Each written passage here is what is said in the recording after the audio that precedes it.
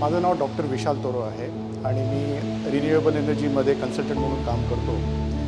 एक साधारण मला आठवतं आहे 1.5 वर्षापूर्वी ज्यावेळेला आम्ही प्रॉपर्टी बघत होतो त्यावेळेला आम्ही या पर्टिक्युलरली साईटवरती आलो आणि मेन गोष्ट आम्हाला जी स्ट्राईक झाली की या लोकेशनची कनेक्टिव्हिटी.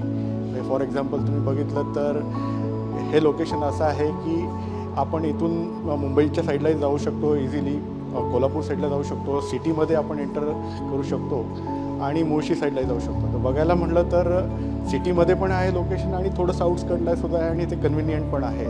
तर आम्ही ही जी प्रॉपर्टी घेण्यामागचं जे आमचं जे डिसिजन होता त्याच्यामागे मेन कारण होतं की कनेक्टिव्हिटी.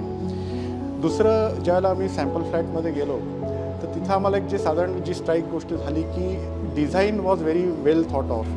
म्हणजे तुम्ही बघाल तर प्रत्येक अपार्टमेंटमध्ये व्हेंटिलेशन जे आहे किंवा सनलाईट जे आहे तर ते खूप छान आहे आणि एक ते चांगलं एक फिलिंग तिथं प्रत्येक फ्लॅट अपार्टमेंटमध्ये गेल्यावर येतं. तर ते एक it was a very plus point for us to decide for this location.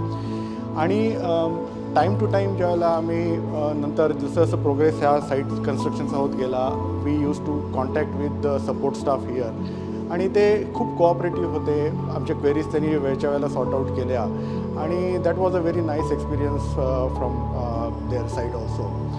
आणि तुम्ही जर अमेनिटीज जर बघितल्या तर त्या also very well thought of well planned आहेत.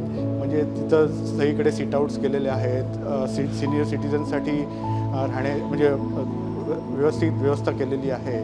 आणि पार्किंग जे डबल पार्किंग आज पुण्यासारख्या शहरामध्ये पार्किंगची एक मोठी नीड आहे.